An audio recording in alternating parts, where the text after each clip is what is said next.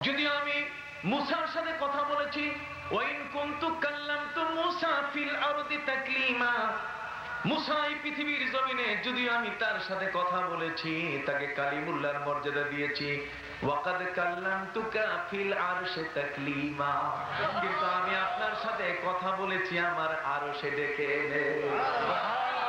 মুসার সাথে কথা বলেছি জমিনে রেখে, আর আপনার সাথে কথা বলেছি আরশে আজিমে এনে। আরশে আজিমে আমি আপনাকে উঠিয়েছি, বলুন তো নবী, কাউকে সেই আরশের গায়ে পা দেওয়ার আমি সুযোগ দেই নাই। আপনার পদধূলিতে আমার আরশ শান্ত হয়েছে।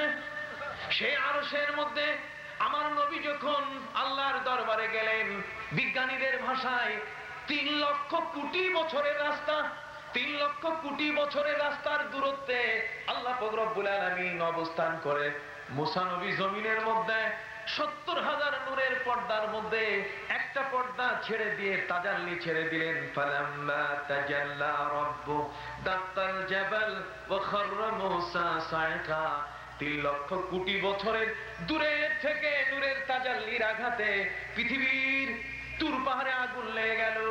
অথচ আল্লাহ পাক রব্বুল আলামিন তার নবী প্রিয় হাবিবকে তার আরশে তুলে নিলেন। নবীকে যখন আল্লাহ তার আরশে নিচ্ছেন, আলমে লাহুত, আলমে নাসুত, আলমে জাবারুত, আলমে আরওয়াহ সবকিছু পার করে যখন নবীকে আল্লাহ আরশে নিচ্ছেন, আরশের মেহমান করে, নবী যখন আল্লাহর দরবারের মেহমান, তখন আল্লাহ একটা পর্দা ছাড়েন নাই, 70,000 পর্দা খুলে দিয়ে নবীকে কাছে টেনে নিলেন।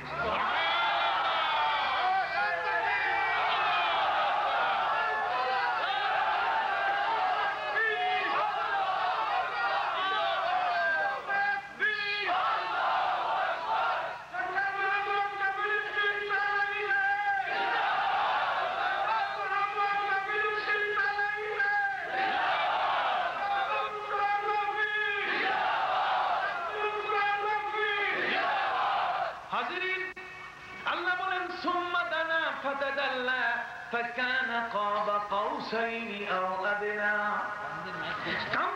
পাশে আনতে আনতে, কাছে ডাকতে ডাকতে, সুম্মা দানা ফাতাদাল্লা ফাকানা কাবা কাউসাইনি আও আদনা, 2 যোদ্ধার, 2 সেনাপতির 2 ধনুক একসাথে সন্ধি চুক্তির জন্য কাছে মিলালে যত কাছে হয়, আও আদনা, আল্লাহ এবং তার রাসূল এত কাছে হয়ে গেলেন। 70,000 পর্দা খুলে দেওয়া হয়েছে। আমার নবী বেহুশ হন নাই, মুসা নবীর মতো অজ্ঞান হয়ে পড়েন নাই। 70,000 সঙ্গী মরে গেল, অথচ 70,000 মানুষ মরে যাওয়া, মুসা আলাইহিস সালাম বেহুশ হয়ে গেলেন 3.5 লক্ষ কোটি বছরের রাস্তার দূরত্বে তুর পাহাড়ে। আর আল্লাহ সুবহানাহু ওয়া তাআলা তার নবীকে নিলেন আরশে, আর এত কাছে নিলেন যে কোরআন বলছে আও আদনা, এর চেয়ে আর কাছে হয় না। এত কাছে নিলেন। জিবরিল আমিন বলেন, রাসূল আপনি উত্তর দিয়েন না। আল্লাহ পাক রব্বুল আলামিন উত্তর দিচ্ছেন, যদিও মুসার সাথে পৃথিবীতে আমি কথা বলেছি, মুসা পৃথিবীতে আমি আল্লাহর শাজিমে, আর আপনার সাথে আমি কথা বলেছি, আপনাকে আমি তুলে নিয়েছি আমার আরশে আজিমে। ওই আরশে আজিমে যেটা আমরা দেখি নাই, আলমে লাহুত দেখি নাই, আলমে নাসুত দেখি নাই, আলমে জাবারুত দেখি নাই, সিদরাতুল মুনতাহা দেখি নাই রে ভাইরা আমার। আখিরাতের ওই জান্নাত জাহান্নাম কিছুই আমাদের দেখা সম্ভব হয় নাই। আমার আল্লাহ বলছেন, নবী এই বিশ্বজগতের সমস্ত মানুষের আপনি কর্ণধার, আপনি আমার হাবিব, যদি আমি আপনাকে না দেখাই তা আমার ভালোবাসা অপূর্ণ থাকবে। এই জন্য আল্লাহ পাক রব্বুল আলামিন নবীকে ডাক দিয়ে তিনি তার আরশ দেখালেন, তিনি তার ফরজ দেখালেন, জান্নাত দেখালেন, জাহান্নাম দেখালেন। ওই আরশে নিয়ে নবীকে আমার আল্লাহ দিদার দিয়ে দিলেন। সুবহানাল্লাহ। আল্লাহকে আমরা দেখি না, কিন্তু আমাদের নবীজি দেখেছেন। সুবহানাল্লাহ, সুবহানাল্লাহ। কে দেখছেন? আমার নবীজি আল্লাহকে দেখেছেন। তাহলে আল্লাহ অদৃশ্য, নবী দেখছেন। ওই আল্লাহকে আমরা কেন দেখতে পাই না? যদি ওই আল্লাহ পৃথিবীর মধ্যে কাউকে দেখা দিতেন, তাহলে পৃথিবীতে পুরুষ বলেন নারী বলেন কেউ বিবাহ শাদী করতো না। এমনি তো রাবিয়া বসরি এমন পাগলিনী হয়ে গেছেন। ওরে যখন তাকে হাসান বসরি বিবাহের প্রস্তাব দিলেন, রাবেয়া বসরি তুমি একজন মেয়ে মানুষ, তোমার জীবনে বিবাহ প্রয়োজন আছে, তোমার জীবনের জন্য একজন কান্ডারি প্রয়োজন, অতএব তুমি বিয়ে বসো। রাবেয়া বসরি উত্তর দিয়েছিলেন, শোনো হাসান, তুমি যদি আমাকে বিয়ে করতে চাও, আমি তোমাকে 5টি প্রশ্ন করব, সেই 5টি প্রশ্নের উত্তর যদি তুমি দিতে পারো। হাসান বসরি বললেন, তোমার প্রশ্নের উত্তর দেওয়া আমার জন্য কঠিন ব্যাপার নয়। হাসান বসরি এবার প্রশ্ন শোনা শুরু করলেন।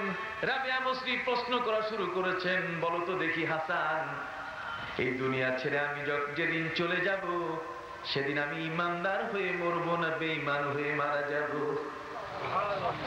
যেদিন এই দুনিয়া থেকে আমার লাশ কবরে নামানো হবে, হাসান তোমার কাছে আমার জিজ্ঞাসা, বলো তো দেখি ফেরেশতা যখন আমাকে প্রশ্ন করবে, আমি কবরের 3টি প্রশ্নের উত্তর দিতে পারবো কিনা? হাসান তুমি আমাকে বিয়ে করার প্রস্তাব দিয়েছো, বড় ভালো কথা। কিয়ামতের কঠিন বেলা কবর থেকে যখন আমাকে উঠানো হবে, বলো তো দেখি ওই মুহূর্তে আমার গায়ে জান্নাতের পোশাক থাকবে কিনা? হিসাব এবং কিতাব যখন হবে, ওই মুহূর্তে আমার নেকের পাল্লা ভারী হবে না বদের পাল্লা? যখন সমস্ত মানুষ জান্নাতীরা জান্নাতে যাবে, হাসান আমি তোমার কাছে জানতে চাই, বলো তো আমি জাহান্নামে কেটে পড়বো না জান্নাতীদের সঙ্গী হয়ে জান্নাতে যাব? হযরতে হাসান বললেন, তোমার একটি প্রশ্নের উত্তর দেওয়ার মতো কোনো ক্ষমতা আমার নাই। রাবেয়া বসরি উত্তর দিলেন, শোনো, প্রেম হয়েছে আমার আল্লাহর সাথে। কার সাথে? আল্লাহর সাথে। এই দুনিয়ার দেহ, দুনিয়ার চাওয়া আমার জীবনের মধ্যে নাই। না খাহাম খুদ দুনিয়া, না খাহাম রাহাতে ওতবা, আগার খাহাম তোরা খাহাম, না খাহাম বাগিরি দুয়ানেরা। প্রভুগণ, তোমার 8টি জান্নাতের কোন জান্নাত আমার প্রয়োজন নাই। তোমার জান্নাতের পাগল আমি নই, আমি পাগল তো তোমার। তুমি যদি আমার কুড়ে ঘরে আসো, তোমার 8 জান্নাতের কোনটাই আমার প্রয়োজন নাই। তুমি তোমার 8টি জান্নাত পুরাটাকে আমার ঘোরার সুযোগ করে দিলে, 8 জান্নাতের মালিক তুমি আমাকে বানাই দাও যদি, আর সেখানে যদি তোমাকে আমি না পাই, তাহলে তোমার জান্নাত আমার প্রয়োজন নাই। ওরে বান্দা যখন আল্লাহর আশিক হয়ে যায়, দুনিয়ার সাথে তার সমস্ত সম্পর্ক বিয়োগ হয়ে যায়, বিচ্ছিন্ন হয়ে যায়। ভাইদের খেদমতে আরজ করতে চাই, ভাইরা আমার, পরকাল দেখি নাই, কি বলেন? আখিরাত দেখি নাই, দেখছি? কবরে আযাব হয় দেখেছি কি? কথা বলেন, কবরে আযাব হচ্ছে কিনা? কবরের মধ্যে ফেরেশতা আছে মুনকার নাকির, মুনকার নাকির ফেরেশতা কবরে আযাব হয় কিনা আমরা তো দেখি না। কথা বুঝতে পারছেন? অথচ আমার নবী দেখছেন। না, আমার নবী কি করছেন? আমি বলতে চাই, যারা নবীর ইলমে গায়বকে অস্বীকার করে, আমি বলতে চাই, যারা অদৃশ্য জগৎ সম্বন্ধে বলে যে নবী জানেন না, আমি বলি আমার আল্লাহ আমার নবীর কাছে অদৃশ্য জগৎ কিছুই বাকি রাখেন নাই। চিল্লায় বলেন সুবহানাল্লাহ, আরো জোরে বলেন সুবহানাল্লাহ। কেন? যেহেতু হাদিস দ্বারা স্বীকৃত আল্লাহ নবীকে দিদার দিয়েছেন। আল্লাহর দিদার যদি পৃথিবীতে কোনো মানুষ পেত, আল্লাহ এত সুন্দর, আল্লাহর দিকে বান্দা যখন তাকাতো তখন চোখের পলক মারতো না, দুনিয়ার কাজ কাম সব বন্ধ হয়ে যেত। কথা বলেন না? আল্লাহর দিদার যদি বান্দা পেত, এই পৃথিবীর জগতে যারা সবাই আল্লাহর জন্য পাগল পারা হয়ে দেখে থাকতো, জীবন শেষ হয়ে যেত, কিন্তু চোখের পলক কখনো মারতো না। আল্লাহ এত সুন্দর।